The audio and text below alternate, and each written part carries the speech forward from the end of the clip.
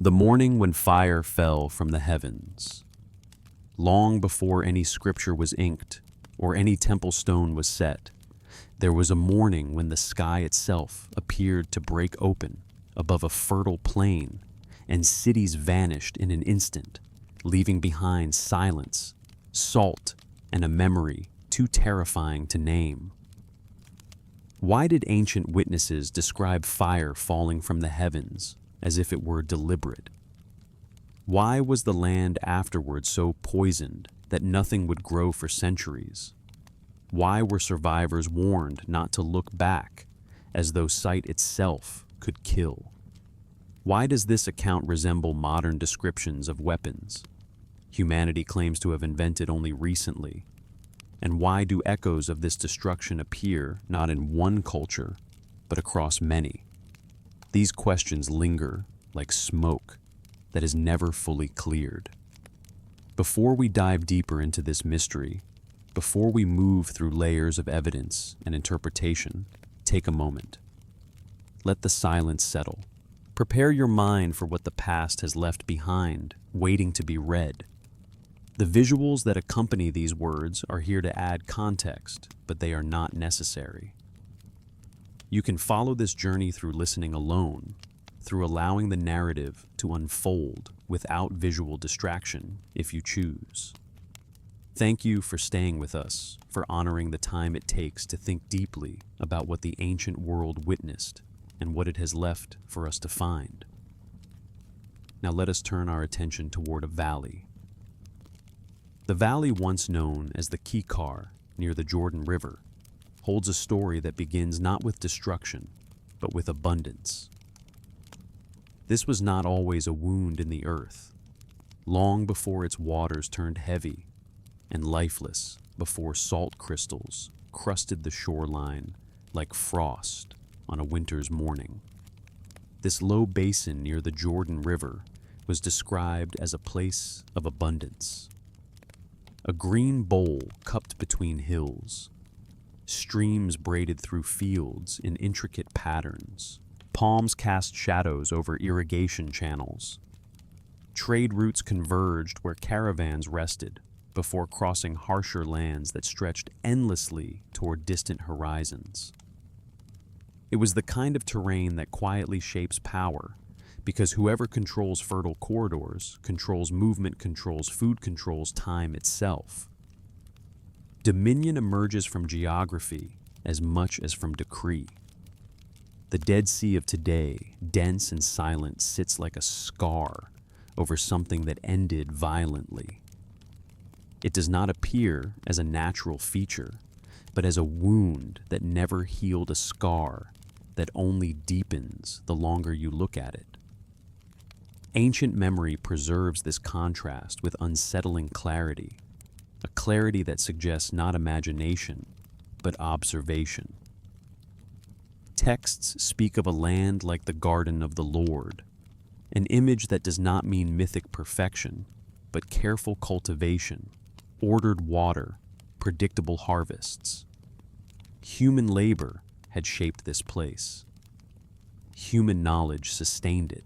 5 cities rose here, bound not only by geography, but by shared infrastructure and commerce.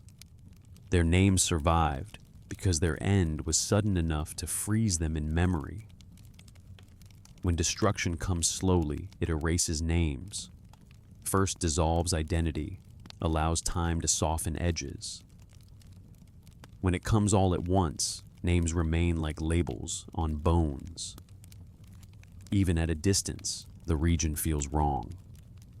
The air shimmers with heat that presses downward, and the silence carries weight.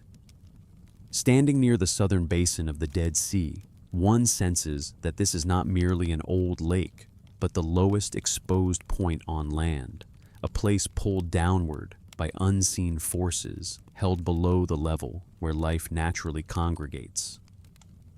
In ancient thought, low places were often associated with judgment or confinement, not because of superstition, but because floods, fumes, and disease naturally gathered there. Practical observation dressed in sacred language. Yet this basin did not flood into fertility. It collapsed into sterility, into an absence so complete that it persists millennia later, still demanding explanation, still refusing to support life in the way surrounding lands do. The arrival of messengers and the violation of covenant. The story of two messengers arriving at dusk enters here without ceremony, without announcement. They are not described with wings or halos, only as beings who move with authority and unsettle those who see them. In the ancient Near East, the word translated later as angel meant simply a bearer of command, someone carrying the will of a higher power, someone whose arrival preceded change. Such figures appear throughout early records as inspectors, envoys, or heralds, and their presence usually precedes change, not comfort. When they enter a city, something is about to be decided. Something fundamental shifts in the moment of their arrival. Lot's reaction is immediate and instinctive. Hospitality in the desert world was not politeness. It was survival law, a code older and deeper than written rules. To refuse shelter was to invite blood feuds and divine consequence alike.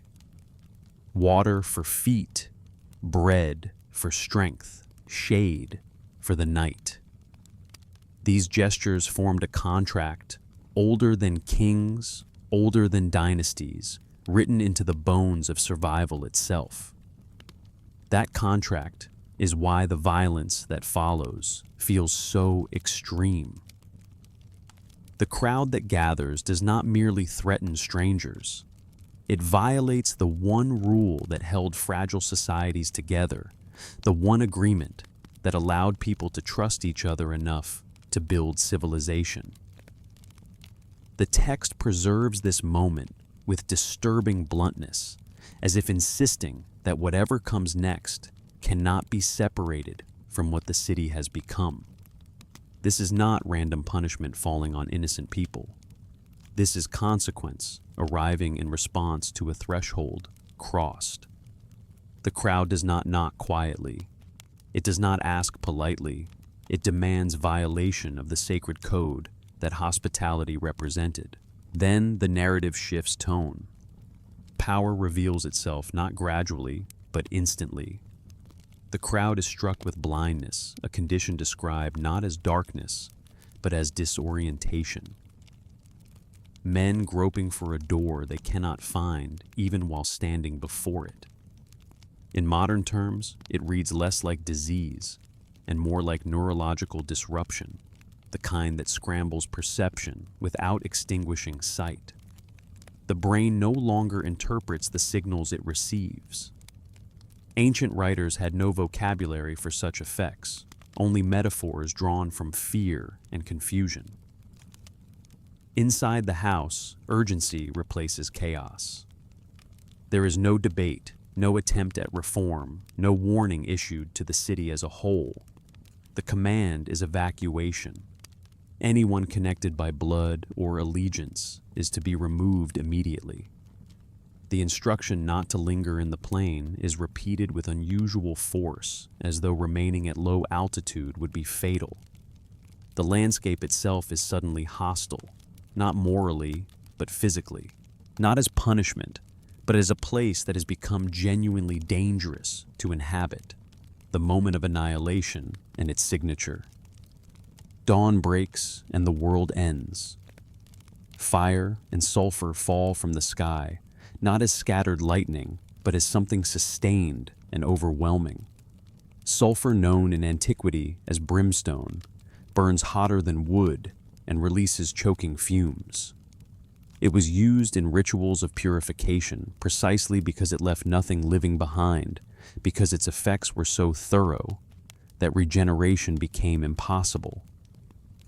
Combined with fire, it becomes a weapon against land itself, not against people alone, but against the soil, the water, the very capacity for future life. The text emphasizes totality. Cities, inhabitants, vegetation all erased together in a single moment. This is not conquest. It is sterilization. From a distant ridge, Abraham watches. He is far enough to survive, close enough to witness. What he sees is not flames licking rooftops, not the ordinary fire of siege and battle, but smoke rising like that of a furnace, thick and vertical, as though pulled upward by force, as though an immense heat source below the ground is generating upward pressure that defies natural flame patterns.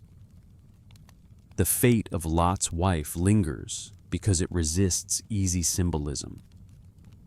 She does not die by fire. She becomes something else, a standing residue. Salt in this region is not just seasoning, it is death to soil.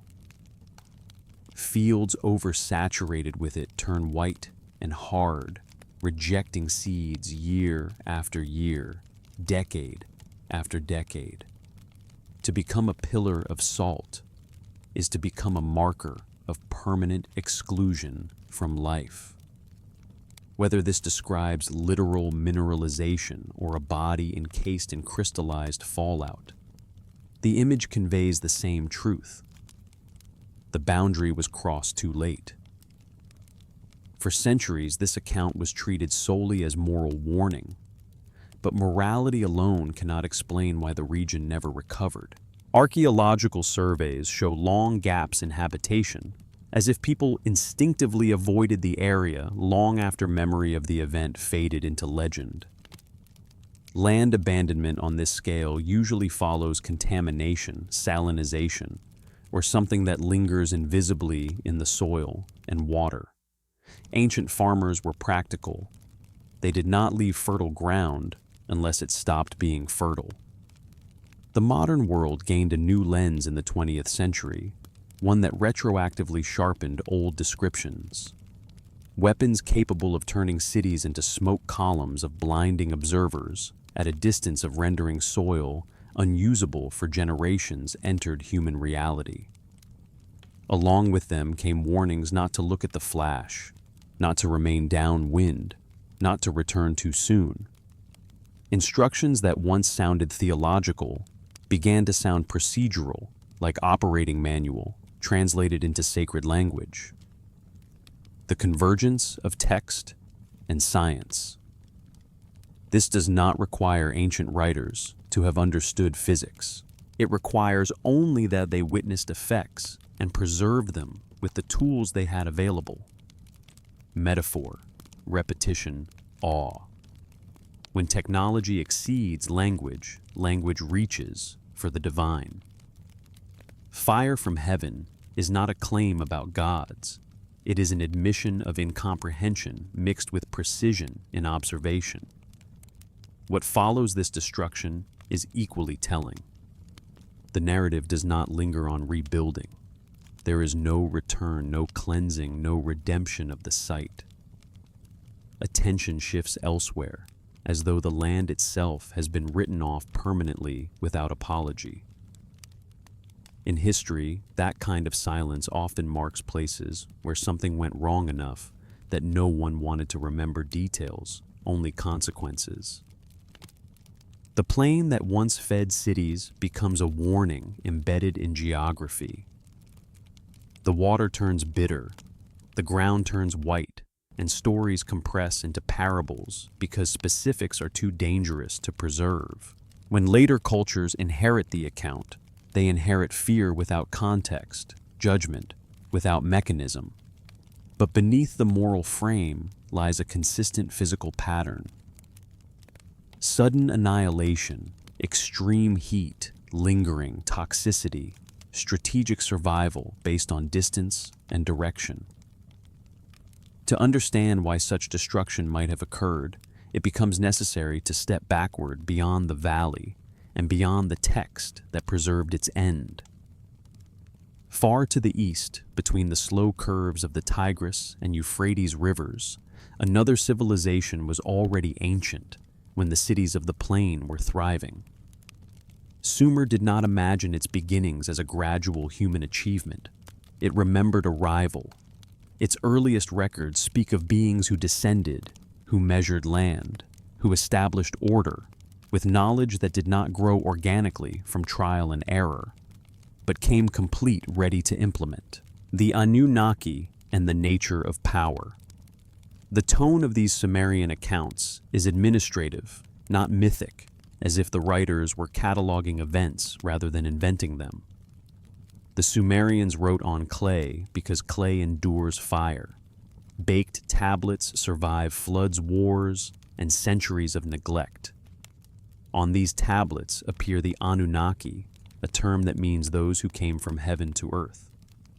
This phrase is often dismissed as symbolic, but in its original context, it functions more like a job description than a metaphor. These beings are described as rulers, judges, engineers, and overseers.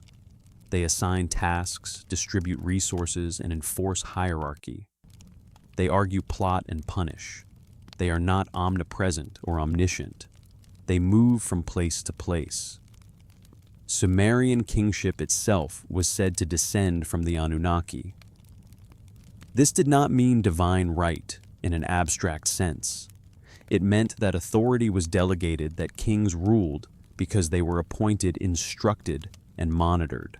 The earliest law codes read less like philosophy and more like operational manuals, emphasizing order, measurement, and consequence. Among these figures, two names recur with particular intensity: Enlil and Enki. Enlil is associated with command, atmosphere, and decree. The word, often translated as wind in his name, does not mean breeze, but force. The invisible pressure that moves things whether they consent or not. Enlil's domain is structure and control. He is the one who enforces boundaries and punishes overreach. Enki, by contrast, is linked to water depth and cunning. His wisdom is practical, experimental, and adaptive. Where Enlil issues orders, Enki finds solutions. This tension between command and creativity shapes every major event in Sumerian memory. Even creation itself is described not as a miracle, but as a labor problem.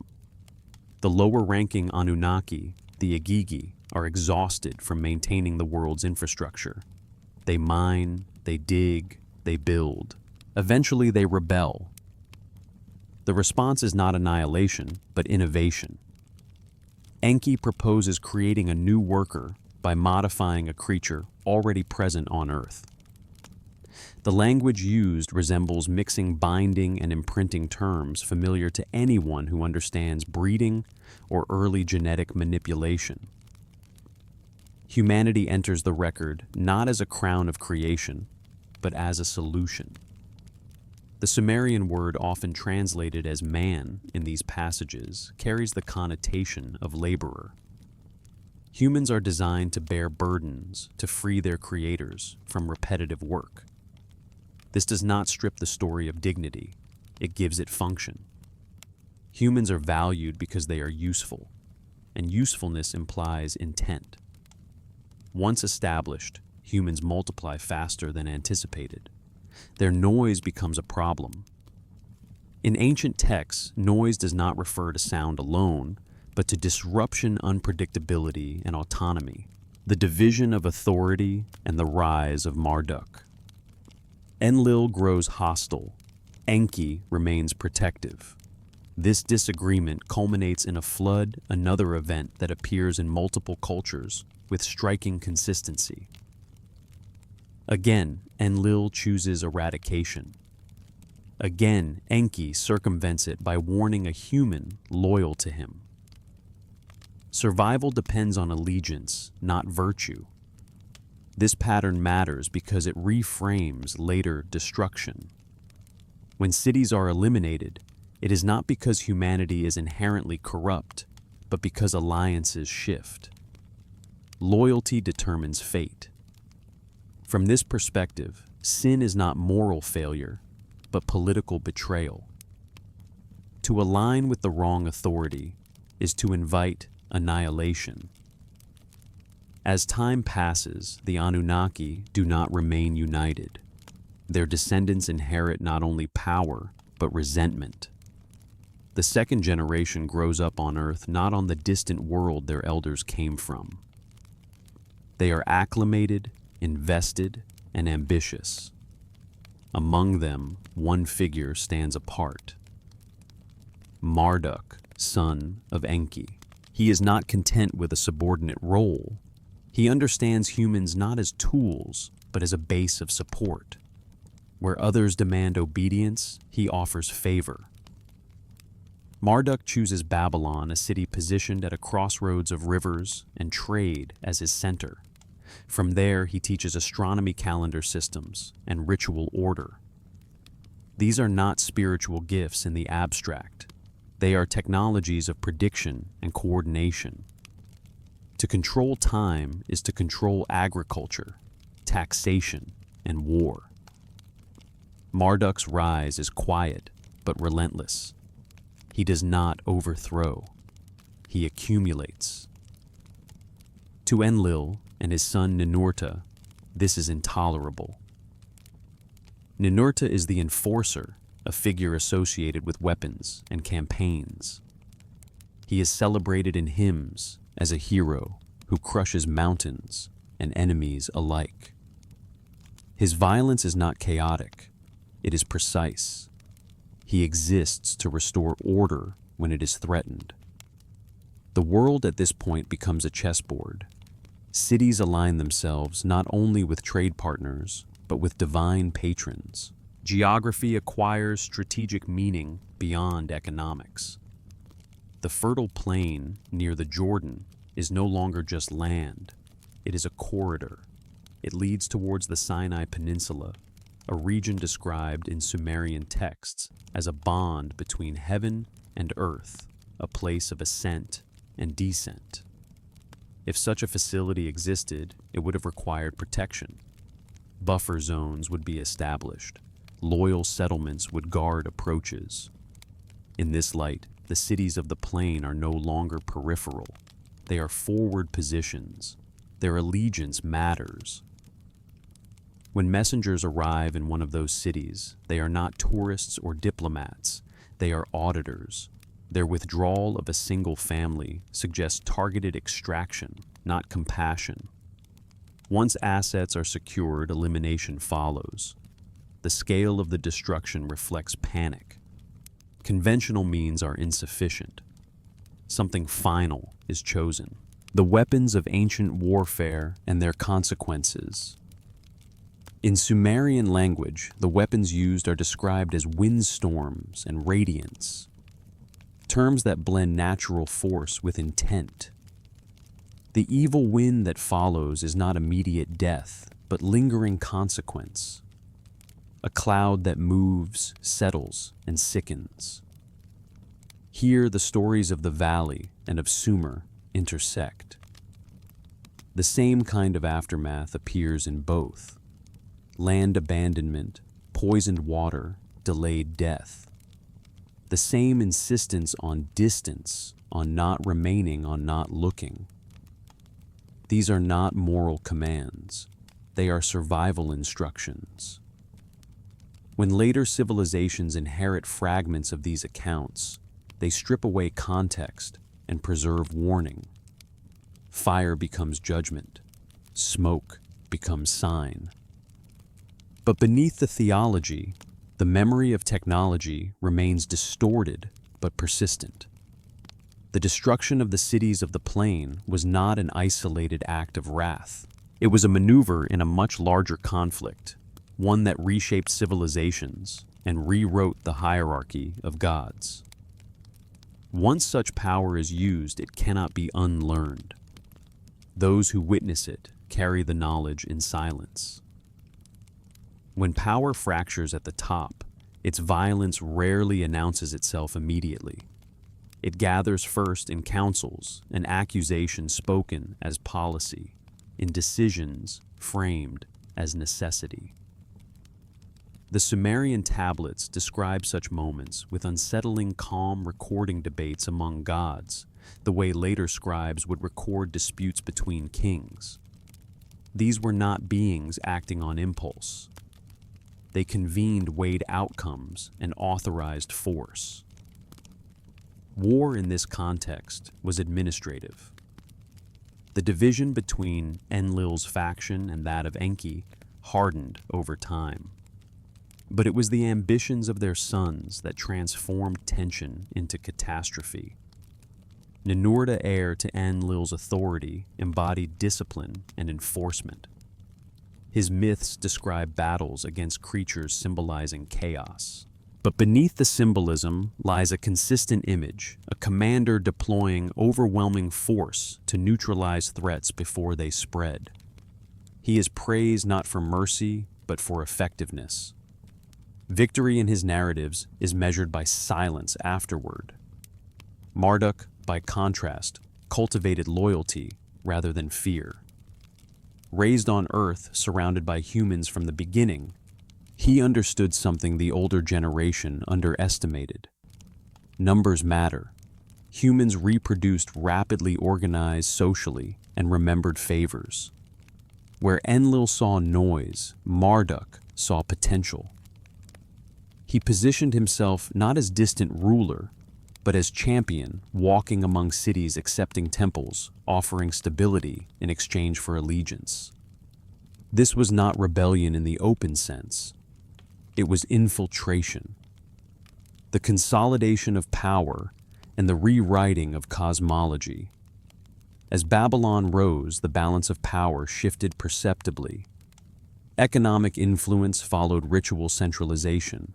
Priests trained under Marduk developed increasingly precise astronomical records, allowing agricultural cycles and religious festivals to align. Control of time became control of trust. When crops followed prediction, belief followed authority. Other gods' temples did not fall, but they became secondary, absorbed into a hierarchy that quietly placed Marduk at the top. For Enlil's council, this was an existential threat. Authority based on decree cannot compete with authority reinforced by daily benefit. The old order relied on obedience inherited from fear of punishment. The new order promised reward. History shows which model spreads faster. Strategically, the Sinai Peninsula became the focal point. Ancient descriptions of it emphasize ascent fire and boundary. It is portrayed as a place no one enters casually, a zone marked by warning and exclusion. Whether imagined as a launch complex, a communications hub, or a logistical center, its importance is consistent across traditions. Whoever controlled Sinai controlled access between domains. The cities of the Jordan Plain occupied the southern gateway to this region. Their prosperity was not accidental. They sat astride roots that mattered to gods as much as to merchants. Alignment with Marduk would have offered him a staging ground dangerously close to Enlil's last secure infrastructure. From a military perspective, this was intolerable. The decision to eliminate these cities was not framed as punishment, but as containment. Sumerian texts speak of releasing the 7 winds, a phrase that suggests coordinated deployment rather than natural disaster. Wind in these records is not weather.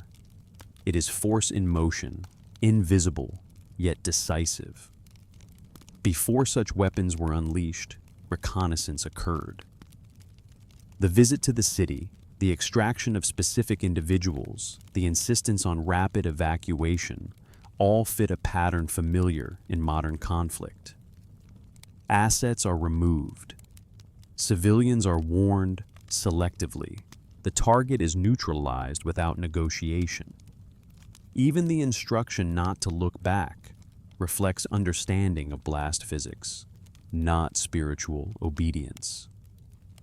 Exposure, not curiosity, is the danger. The destruction itself unfolds in layers. First comes the flash described across cultures as unbearable light, a false sun rising from the ground, light so intense it erases shadow and sears sight. Then the heat instantaneous and total, exceeding anything generated by conventional fire. Stone deforms, sand liquefies, organic matter ceases to exist as structure. This is not burning, it is phase change. The shock wave follows, a wall of compressed air moving faster than sound, pulverizing walls and bodies alike. The aftermath and environmental transformation. After this comes silence, brief and unnatural. Then the column rises. Smoke dust, vaporized minerals, and chemical residue climb vertically, forming the furnace-like plume described by distant witnesses. This is the signature of immense energy release. Ancient observers lack terms like convection column or mushroom cloud, but their metaphors are exact enough to recognize. What makes this event uniquely devastating is what comes after. The wind shifts, fallout spreads, particles invisible to the eye settle into soil and water. Crops fail not because they were burned, but because the ground itself has changed. Salt concentrations spike. Minerals toxic in high doses infiltrate fields. For generations, nothing grows. This explains a puzzle long noted by archaeologists. The sudden abandonment of fertile zones without evidence of prolonged warfare. People leave and do not return. Memory of danger outlasts memory of cause. Stories become warnings. Cursed land, forbidden valley, place of judgment. Practical avoidance becomes moral narrative. In Sumer, lamentation texts do not dwell on battle, but on sickness, paralysis, bleeding, and despair. These are not wounds from blades. They are symptoms of exposure. The gods themselves flee not from enemies, but from consequences. They retreat to higher ground, or sealed spaces described as deep chambers or absu places of protection below the surface. This is the moment when control is lost. Weapons capable of erasing cities do not respect borders. The evil wind does not distinguish loyalty. It moves according to atmospheric law, not divine command. The fallout reaches cities that were never targets, poisoning the heartland of Enlil's own domain. Victory collapses into self-inflicted ruin. The irony is absolute. In attempting to prevent Marduk's ascent, Enlil's faction devastates its own civilization. The south of Mesopotamia declines rapidly. Agriculture fails. Urban centers empty. Political authority dissolves. Meanwhile, Babylon, positioned outside the path of the spreading contamination, survives intact. History often records outcomes without causes. Sumer's fall appears sudden and inexplicable when stripped of these narratives. But when read alongside the account of the valley's destruction, a coherent pattern emerges. Both are chapters of the same conflict, separated by distance, but bound by technology. From this point forward, the gods change how they interact with humanity. They withdraw. Direct intervention becomes rare. Authority shifts from presence to symbol. Temples replace visits. Law replaces command. Memory of the fire is preserved, but its mechanism is buried beneath theology. The archaeological record and its testimony. Yet the land remembers. In the Jordan Plain in southern Mesopotamia, and in the silent stretches of Sinai geography bears witness. Sterile earth, abandoned cities, and lingering taboos mark places where power exceeded restraint. These are not myths etched onto the world.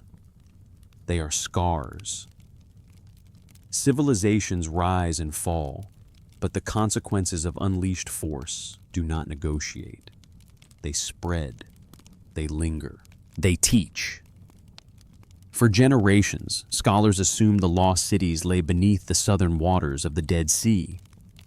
The idea was intuitive. If the land collapsed, it must have sunk.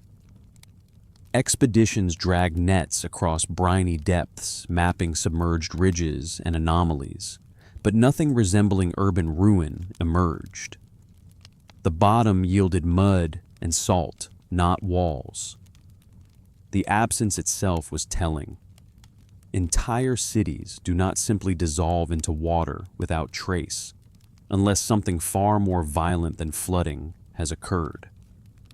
Attention eventually shifted eastward toward the Jordanian plain. There, rising from farmland like a low artificial hill, stood tall Qietol el Hammam. Locals had long known it as a mound of ruins, layer upon layer, built by human occupation. What distinguished it was scale. It dwarfed nearby sites, including Jericho, and occupied a commanding position overlooking the ancient Kikar. If a dominant city had ruled this region, this was the place. Excavations revealed a metropolis of the Middle Bronze Age fortified with massive mud brick walls, towers, gates, and administrative buildings. This was not a village. It was a capital dense with population and economic activity. The city thrived for centuries, showing continuity and expansion. Then abruptly, it ended. The destruction layer was unmistakable.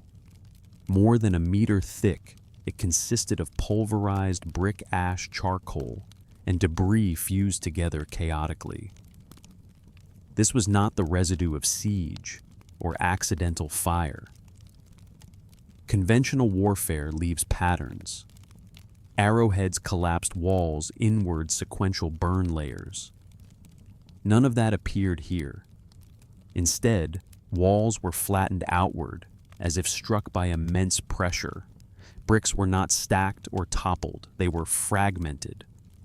Among the most unsettling finds were shards of pottery transformed into glass. Ceramic vessels normally fire at temperatures below 1,000 degrees Celsius in ancient kilns. To melt their surfaces into glossy vitrification requires more than twice that heat. No Bronze Age technology could produce such temperatures in open air. Even more revealing was the pattern. The outer surfaces of vessels were vitrified, while interiors remained relatively intact. This indicates exposure to an external heat pulse, brief but extreme, arriving from a single direction. The evidence of extreme thermal and mechanical forces. Mud bricks showed similar anomalies. Their surfaces had bubbled and deformed, a sign that the silica within them had partially melted. Embedded within the destruction layer were microscopic spherules of iron and silica.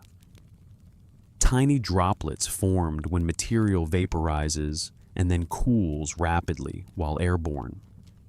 Such spherules are known from meteor impacts and nuclear detonations.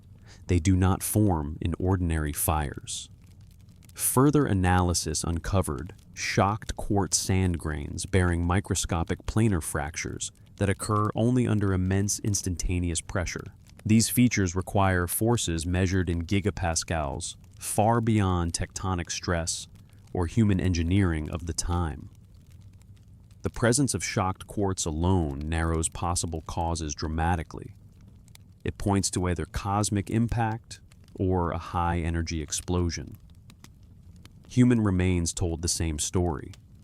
Skeletons were not found in orderly burials or even clustered collapse positions. Bones were shattered, disarticulated, and scattered across the layer, sometimes reduced to fragments too small to reconstruct.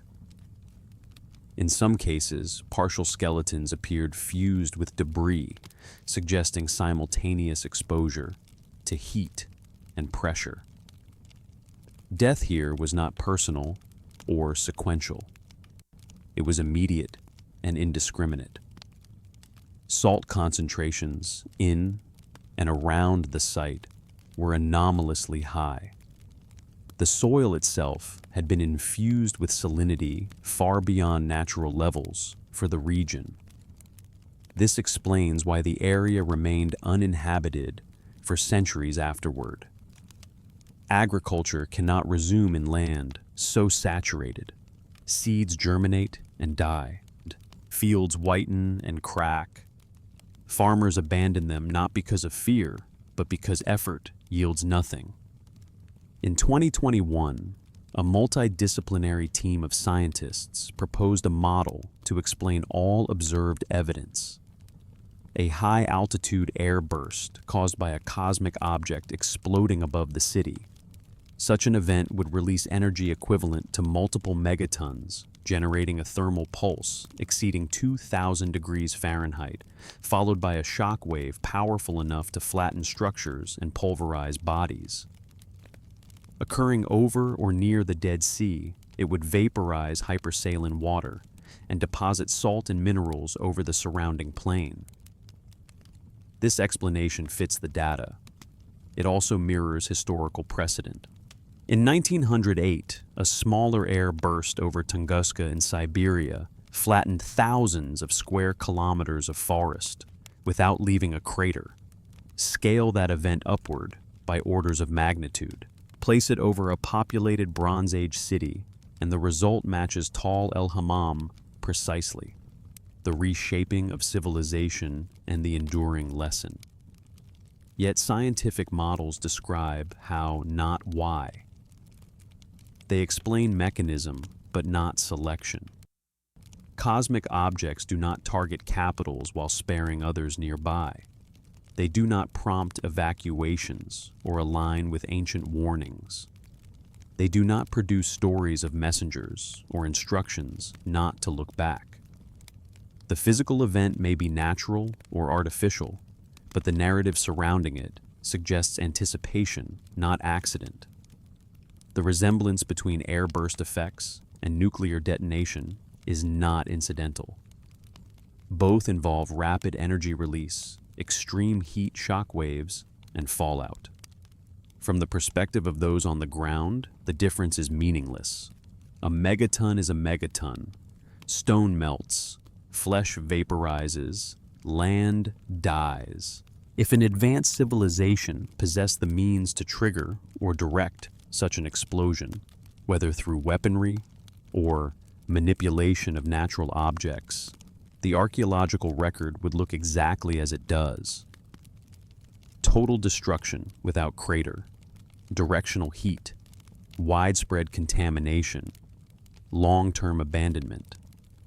What remains striking is the consistency between ancient description and modern forensic evidence. Fire from the sky smoke like a furnace salted land. Sudden end, no rebuilding. These are not poetic flourishes. They are accurate observations encoded in the language available at the time. The excavation of Tal el-Hammam does not prove divine war or extraterrestrial conflict. Archaeology rarely proves intention. But it does confirm that something occurred here that exceeded all known Bronze Age disasters. It confirms that the story preserved in text is anchored in physical reality. Once evidence anchors memory, myth loses its power to dismiss. As the ruins settled into silence and the poisoned soil rejected new life, something equally profound was happening. Far from the blast zone, power was rearranging itself. Catastrophe does not simply erase, it redistributes.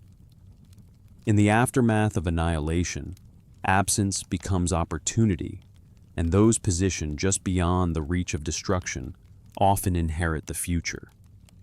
The ancient catastrophe thus reshaped civilization by force. Later generations inherited the outcomes of that wisdom without inheriting its origin.